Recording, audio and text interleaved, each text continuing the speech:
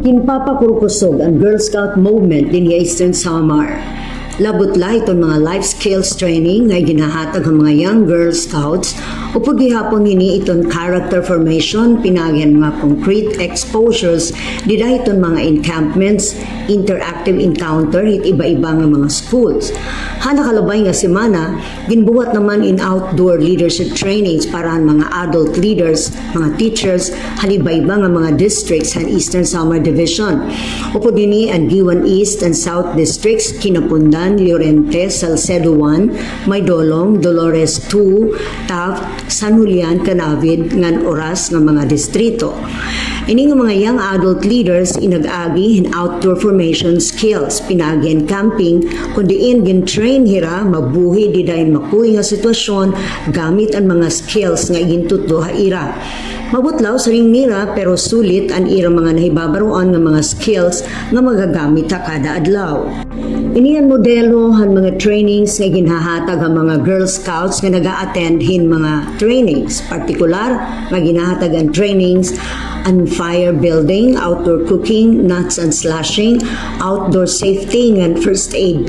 Usahan pinaka-importante nga training nga ginhahatag ha ira ang pagtagadan kapaligiran, tinatawag nira ini nga environmental ethics. Siring ni Scout Leader Arceli Bugtas Lorico, usahan mga trainers, kinikita ang mga Girl Scout advocates nga nagpapadayon nga may potential nga dako nga mahibubulig itong Girl Scout movement.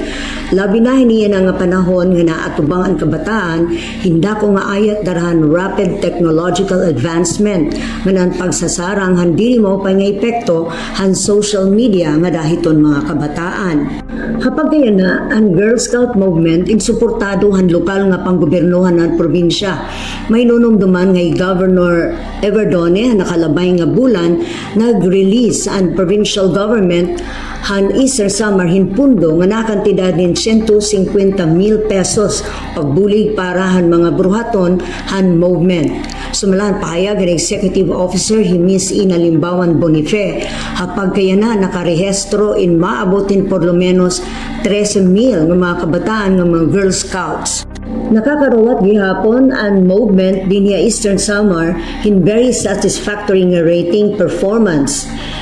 Nagpapadayo naman itong registration ng mga Girl Scouts. Diri lahira makakabuligan movement, kundi nabubuligan daman ang mga kabataan han scouting movement. Hiton kumutools nga nakakapagpatuman ini han mga core values ng Department of Education, pinaagi han ira mga life skills training.